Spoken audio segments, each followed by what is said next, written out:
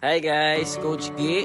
This is a daily reminder and a sign na rin. You should give your 100% full out today.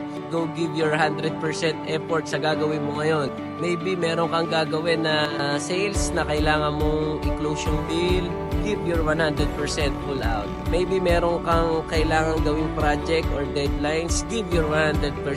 Maybe meron kang ilo-launch na business ngayon. Go! Give your 100% full out. Kaya mo yan. Or maybe meron kang big speaking events. Go! Galingan mo.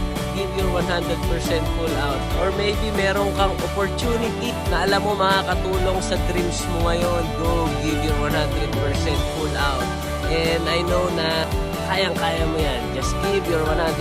And this is a sign that you need to go full out today. Yun lang, Coach Kim.